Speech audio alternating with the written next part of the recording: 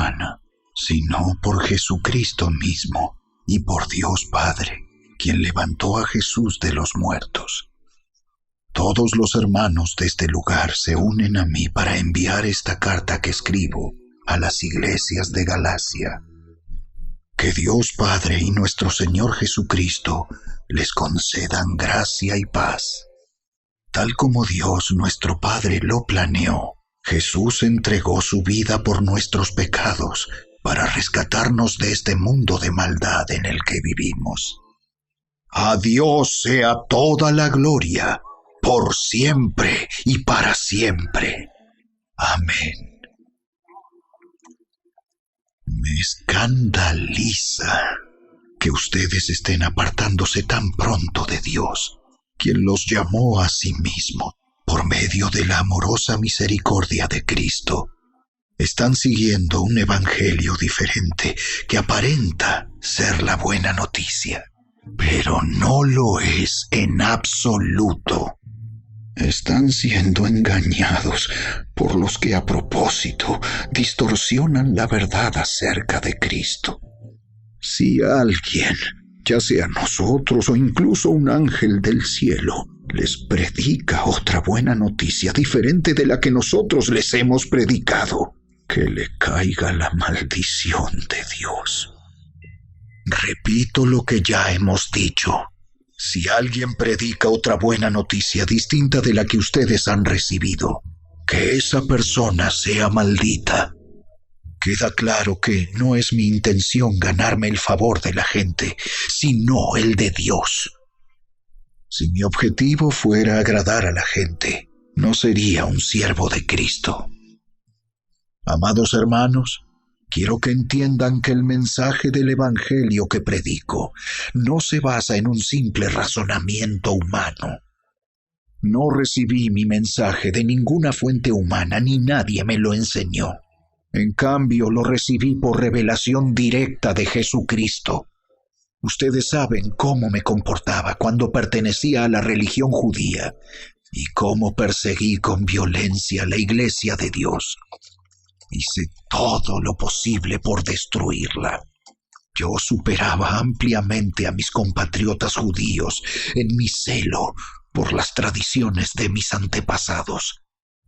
Pero aún antes de que yo naciera, Dios me eligió y me llamó por su gracia maravillosa. Luego, le agradó revelarme a su Hijo para que yo proclamara a los gentiles la buena noticia acerca de Jesús. Cuando esto sucedió, no me apresuré a consultar con ningún ser humano. Tampoco subí a Jerusalén para pedir consejo de los que eran apóstoles antes que yo. En cambio, me fui a la región de Arabia y después regresé a la ciudad de Damasco. Luego, 3 años más tarde, fui a Jerusalén para conocer a Pedro y me quedé 15 días con él. El único otro apóstol que conocí en esos días fue Santiago, el hermano del Señor. Declaro delante de Dios que no es mentira lo que les escribo. Después de esa visita, me dirigí al norte, a las provincias de Siria y Cilicia, y aún así, las iglesias en Cristo que están en Judea todavía no me conocían personalmente. Todo lo que sabían de mí era lo que la gente decía. El que antes nos perseguía, ahora predica la misma fe que trataba de destruir. Y alababan a Dios por causa de mí.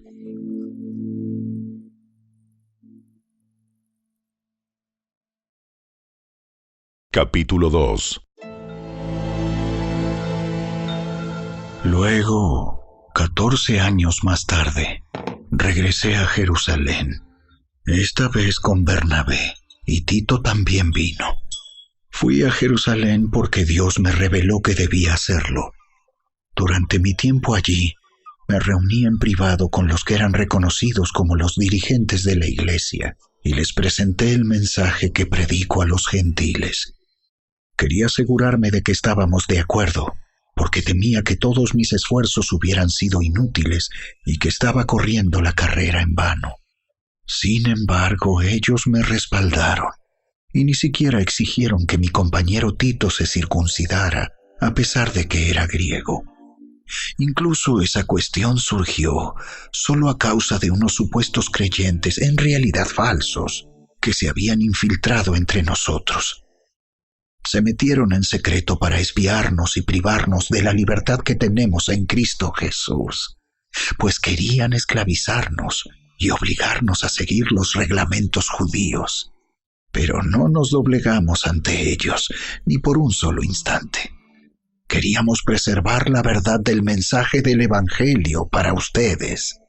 Los líderes de la iglesia no tenían nada que agregar a lo que yo predicaba. Dicho sea de paso, su fama de grandes líderes a mí no me afectó para nada, porque Dios no tiene favoritos. Al contrario, ellos comprendieron que Dios me había dado la responsabilidad de predicar el Evangelio a los gentiles, tal como le había dado a Pedro la responsabilidad de predicar a los judíos. Pues el mismo Dios que actuaba por medio de Pedro, apóstol a los judíos, también actuaba por medio de mí, apóstol a los gentiles. De hecho, Santiago, Pedro y Juan, quienes eran considerados pilares de la iglesia, reconocieron el don que Dios me había dado y nos aceptaron a Bernabé y a mí como sus colegas. Nos animaron a seguir predicando a los gentiles mientras ellos continuaban su tarea con los judíos. La única sugerencia que hicieron fue que siguiéramos ayudando a los pobres, algo que yo siempre tengo deseos de hacer. Pero cuando Pedro llegó a Antioquía, tuve que enfrentarlo cara a cara, porque él estaba muy equivocado en lo que hacía. Cuando llegó por primera vez, Pedro comía con los creyentes gentiles, quienes no estaban circuncidados. Pero después, cuando llegaron algunos amigos de Santiago, Pedro no quiso comer más con esos gentiles. Tenía miedo a la crítica de los que insistían en la necesidad de la circuncisión. Como resultado, otros creyentes judíos imitaron la hipocresía de Pedro. E incluso Bernabé se dejó llevar por esa hipocresía. Cuando vi que ellos no seguían la verdad del mensaje del Evangelio, le dije a Pedro delante de todos los demás: si tú, que eres judío de nacimiento, dejaste a un lado las leyes judías y vives como un gentil, ¿por qué ahora tratas de obligar a estos gentiles a seguir las tradiciones judías? Tú y yo somos judíos de nacimiento, no somos pecadores, como los gentiles. Sin embargo, sabemos que una persona es declarada justa ante Dios por la fe en Jesucristo y no por la obediencia a la ley. Y nosotros hemos creído en Cristo Jesús para poder ser declarados justos ante Dios por causa de nuestra fe en Cristo, y no porque hayamos obedecido la ley. Pues nadie jamás será declarado justo ante Dios mediante la obediencia a la ley. Pero supongamos que intentamos ser declarados justos ante Dios por medio de la fe en Cristo, y luego se nos declara culpables por haber abandonado la ley. ¿Acaso esto quiere decir que Cristo nos ha llevado al pecado? Por supuesto que no. Más bien, soy un pecador si vuelvo a construir el viejo sistema de la ley que ya eché abajo. Pues cuando intenté obedecer la ley misma me condenó. Así que morí a la ley. Es decir, dejé de intentar cumplir todas sus exigencias a fin de vivir para Dios. Mi antiguo yo ha sido crucificado con Cristo. Ya no vivo yo, sino que Cristo vive en mí. Así que vivo en este cuerpo terrenal, confiando en el Hijo de Dios, quien me amó y se entregó a sí mismo por mí. Yo no tomo la gracia de Dios como algo sin sentido, pues si cumplir la ley pudiera hacernos justos ante Dios, entonces no habría sido necesario que Cristo muriera. Capítulo 3. Ay, Gálatas tontos. ¿Quién los ha hechizado? Pues el significado de la muerte de Jesucristo se les explicó con tanta claridad, como si lo hubieran visto morir en la cruz. Déjenme hacerles una pregunta. ¿Recibieron al Espíritu Santo por obedecer la ley de Moisés? Claro que no. Recibieron al Espíritu porque creyeron el mensaje que escucharon acerca de Cristo. ¿Será posible que sean tan tontos? Después de haber comenzado su nueva vida en el Espíritu, ¿por qué ahora tratan de ser perfectos mediante sus propios esfuerzos? ¿Acaso han pasado por tantas experiencias en vano? No puede ser que no les hayan servido para nada. Vuelvo a preguntarles, ¿acaso Dios les da al Espíritu Santo y hace milagros entre ustedes porque obedecen la ley? Por supuesto que no. Es porque creen el mensaje que oyeron acerca de Cristo. Del mismo modo, Abraham le creyó a Dios y Dios lo consideró justo debido a su fe. Así que los verdaderos hijos de Abraham son los que ponen su fe en Dios. Es más, las Escrituras previeron este tiempo en el que Dios declararía justos a los gentiles por causa de su fe. Dios anunció esa buena noticia a Abraham hace tiempo, cuando le dijo: Todas las naciones serán bendecidas por medio de ti. Así que todos los que ponen su fe en Cristo participan de la misma bendición que recibió Abraham por causa de su fe. Sin embargo, los que dependen de la ley para hacerse justos ante Dios están bajo la maldición de Dios, porque las Escrituras dicen: maldito es todo el que no cumple ni obedece cada uno de los mandatos que están escritos en el libro de la ley de Dios. Queda claro, entonces, que nadie puede hacerse justo ante Dios por tratar de cumplir la ley, ya que las Escrituras dicen: es por medio de la fe que el justo tiene vida. El camino de la fe es muy diferente del camino de la ley, que dice: es mediante la obediencia a la ley que una persona tiene vida. Pero Cristo nos ha rescatado de la maldición dictada en la ley. Cuando fue colgado en la cruz, cargó sobre sí la maldición de nuestras fechorías. Pues está escrito: maldito todo el que es colgado en un madero. Mediante Cristo Jesús, Dios bendijo a los gentiles con la misma bendición que le prometió a Abraham, a fin de que los creyentes pudiéramos recibir por medio de la fe al Espíritu Santo prometido. Amados hermanos, el siguiente es un ejemplo de la vida diaria. Así como nadie puede anular ni modificar un acuerdo irrevocable, tampoco en este caso. Dios ha dado las promesas a Abraham y a su hijo. Y noten que la Escritura no dice a sus hijos, como si significara muchos descendientes. Más bien dice a su Hijo. Y eso sin duda se refiere a Cristo. Lo que trato de decir es lo siguiente: el acuerdo que Dios hizo con Abraham no podía anularse 430 años más tarde, cuando Dios le dio la ley a Moisés, porque Dios estaría rompiendo su promesa. Pues si fuera posible recibir la herencia por cumplir la ley, entonces esa herencia ya no sería el resultado de aceptar la promesa de Dios. Pero Dios, por su gracia, se la concedió a Abraham mediante una promesa. Entonces, ¿para qué se entregó la ley?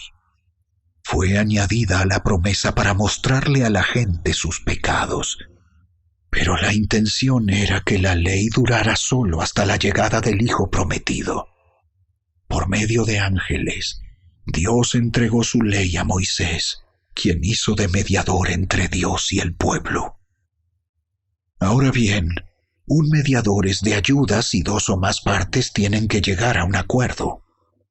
Pero Dios, quien es uno solo, no usó ningún mediador cuando le dio la promesa a Abraham.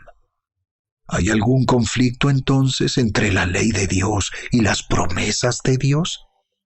De ninguna manera. Si la ley pudiera darnos vida nueva, nosotros podríamos hacernos justos ante Dios por obedecerla. Pero las Escrituras declaran que todos somos prisioneros del pecado. Así que recibimos la promesa de libertad que Dios hizo únicamente por creer en Jesucristo. Antes de que se nos abriera el camino de la fe en Cristo, estábamos vigilados por la ley. Nos mantuvo en custodia protectora, por así decirlo, hasta que fuera revelado el camino de la fe. Dicho de otra manera, la ley fue nuestra tutora hasta que vino Cristo. Nos protegió hasta que se nos declarara justos ante Dios por medio de la fe.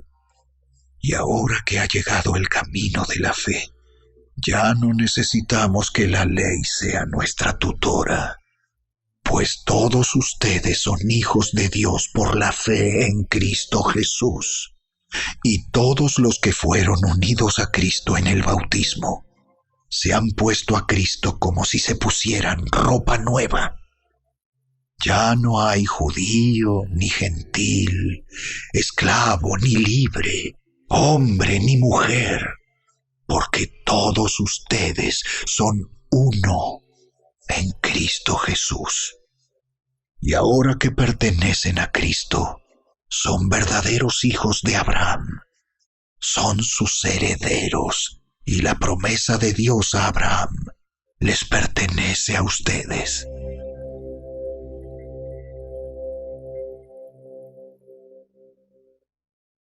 Capítulo 4. Piénsenlo de la siguiente manera.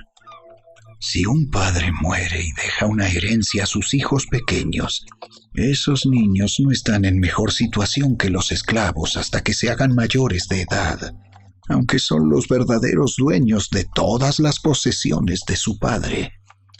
Tienen que obedecer a sus tutores hasta que cumplan la edad establecida por su padre. Eso mismo sucedía con nosotros antes de que viniera Cristo. Éramos como niños. Éramos esclavos de los principios espirituales básicos de este mundo.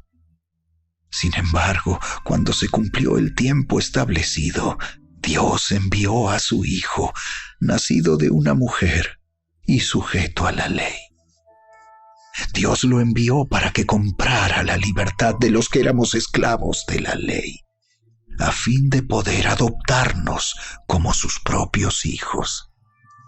Y debido a que somos sus hijos, Dios envió al Espíritu de su Hijo a nuestro corazón, el cual nos impulsa a exclamar: ¡Abba, Padre! Ahora ya no eres un esclavo, sino un hijo de Dios. Y como eres su hijo, Dios te ha hecho su heredero. Antes de conocer a Dios, ustedes los gentiles eran esclavos de los llamados dioses que ni siquiera existen. Así que ahora que conocen a Dios, o mejor dicho, ahora que Dios los conoce a ustedes, ¿por qué quieren retroceder y convertirse otra vez en esclavos de los débiles e inútiles principios espirituales de este mundo? Pretenden ganarse el favor de Dios al cumplir con ciertos días o meses, estaciones o años. Temo por ustedes. Quizá todo el arduo trabajo que hice entre ustedes fue en vano. Amados hermanos, Les ruego que vivan como yo, libres de esas cosas, pues yo llegué a ser como ustedes, los gentiles, libre de esas leyes. Ustedes no me trataron mal cuando les prediqué por primera vez. Sin duda, recordarán que yo estaba enfermo la primera vez que les llevé la buena noticia. Aunque mi condición los tentaba a no aceptarme, ustedes no me despreciaron ni me rechazaron. Todo lo contrario, me recibieron y me cuidaron como si yo fuera un ángel de Dios o incluso el mismo Cristo Jesús. ¿Dónde ha ido a parar el espíritu de alegría y de gratitud que antes tenían? Estoy seguro de que ustedes se hubieran arrancado los propios ojos para dármelos de haber sido posible. ¿Acaso ahora me volví su enemigo porque les digo la verdad? Esos falsos maestros están muy ansiosos de ganarse el favor de ustedes, pero sus intenciones no son nada buenas. Lo que quieren es aislarlos de mí para que ustedes solo les presten atención a ellos. Si alguien quiere hacer cosas buenas por ustedes, no hay ningún problema, pero que lo haga en todo tiempo, no solo cuando estoy con ustedes. Oh, mis hijos queridos, siento como si volviera a sufrir dolores de parto por ustedes. Y seguirán hasta que Cristo se forme por completo en sus vidas. Desearía estar con ustedes en este momento para poder hablarles en otro tono, pero estando tan lejos, no sé qué más puedo hacer para ayudarlos. Díganme ustedes, los que quieren vivir bajo la ley, ¿saben lo que en realidad dice la ley? Las Escrituras dicen que Abraham tuvo 2 hijos, uno de la mujer esclava y el otro de su esposa, quien había nacido libre. El nacimiento del hijo de la esclava fue el resultado de un intento humano por lograr que se cumpliera la promesa de Dios. Pero el nacimiento del hijo de la libre fue la manera en que Dios cumplió su promesa. Esas 2 mujeres son una ilustración de los 2 pactos de Dios. La primera mujer, Agar, representa el monte Sinaí, donde el pueblo recibió la ley que los hizo esclavos. Y ahora Jerusalén es igual que el monte Sinaí, en Arabia, porque la ciudad y sus hijos viven bajo la esclavitud de la ley. Pero la otra mujer, Sara, representa la Jerusalén celestial.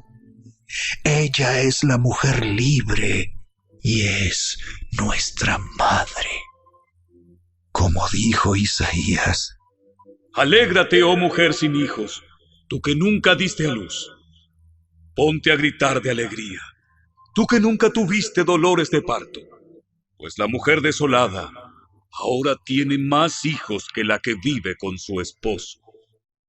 Y ustedes, amados hermanos, son hijos de la promesa igual que Isaac, pero ahora son perseguidos por los que quieren que cumplan la ley, tal como Ismael, el hijo que nació del esfuerzo humano, persiguió a Isaac, el hijo que nació por el poder del Espíritu. ¿Pero qué dicen las Escrituras al respecto? Echa fuera a la esclava y a su hijo, porque el hijo de la mujer esclava no compartirá la herencia del hijo de la mujer libre. Así que, amados hermanos, no somos hijos de la mujer esclava, somos hijos de la mujer libre.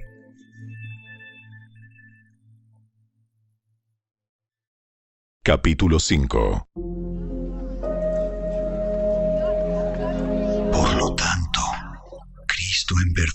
nos ha libertado. Ahora asegúrense de permanecer libres y no se esclavicen de nuevo a la ley. Presten atención. Yo, Pablo, les digo lo siguiente. Si dependen de la circuncisión para hacerse justos ante Dios, entonces Cristo no les servirá de nada. Lo repito, si pretenden lograr el favor de Dios mediante la circuncisión, entonces están obligados a obedecer cada una de las ordenanzas de la ley de Moisés. Pues si ustedes pretenden hacerse justos ante Dios por cumplir la ley, han quedado separados de Cristo. Han caído de la gracia de Dios. Sin embargo, los que vivimos por el Espíritu esperamos con anhelo recibir por la fe la justicia que Dios nos ha prometido. Pues una vez que depositamos nuestra fe en Cristo Jesús, de nada sirve estar o no circuncidado. Lo importante es la fe que se expresa por medio del amor. Ustedes corrían muy bien la carrera. ¿Quién les impidió seguir la verdad?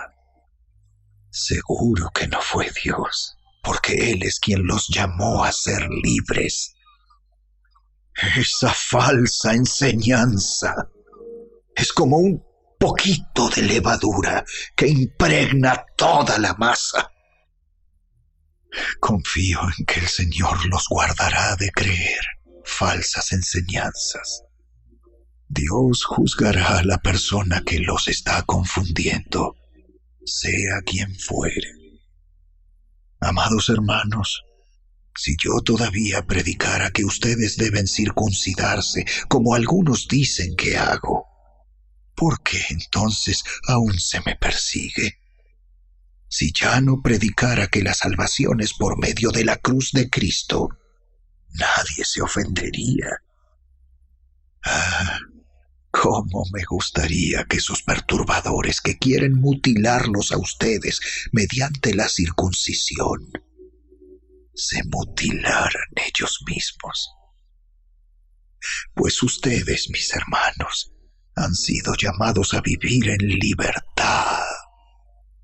Pero no usen esa libertad para satisfacer los deseos de la naturaleza pecaminosa.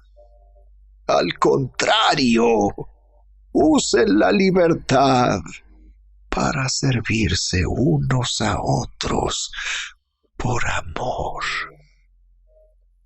Pues toda la ley puede resumirse en un solo mandato.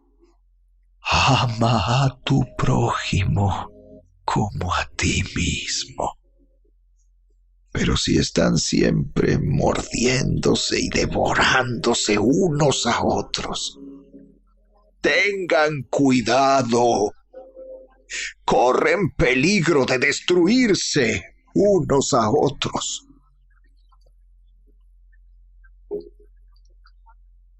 Por eso les digo, dejen que el Espíritu Santo los guíe en la vida. Entonces no se dejarán llevar por los impulsos de la naturaleza pecaminosa.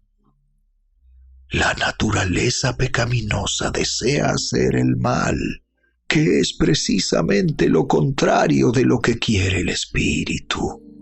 Y el Espíritu nos da deseos que se oponen a lo que desea la naturaleza pecaminosa.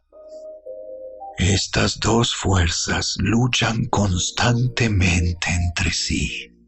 Entonces ustedes no son libres para llevar a cabo sus buenas intenciones.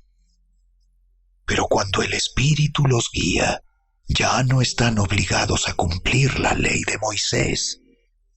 Cuando ustedes siguen los deseos de la naturaleza pecaminosa, los resultados son más que claros. Inmoralidad sexual, impureza, pasiones sensuales, idolatría, hechicería, hostilidad, peleas, celos, arrebatos de furia, ambición egoísta, discordias, divisiones, envidia, borracheras, fiestas desenfrenadas y otros pecados parecidos. Permítanme repetirles lo que les dije antes. Cualquiera que lleve esa clase de vida no heredará el reino de Dios. En cambio, la clase de fruto que el Espíritu Santo produce en nuestra vida es amor, alegría, paz, paciencia, gentileza, bondad, fidelidad, humildad y control propio. No existen leyes contra esas cosas. Los que pertenecen a Cristo Jesús han clavado en la cruz las pasiones y los deseos de la naturaleza pecaminosa y los han crucificado allí. Ya que vivimos por el Espíritu, sigamos la guía del Espíritu en cada aspecto de nuestra vida. No nos hagamos vanidosos, ni nos provoquemos unos a otros, ni tengamos envidia unos de otros. Capítulo 6. Amados hermanos, si otro creyente está dominado por algún pecado, ustedes, que son espirituales, deberían ayudarlo a volver al camino recto con ternura y humildad. Y tengan mucho cuidado de no caer ustedes en la misma tentación. Ayúdense a llevar los unos las cargas de los otros y obedezcan de esa manera la ley de Cristo. Si te crees demasiado importante para ayudar a alguien, solo te engañas a ti mismo. No eres tan importante.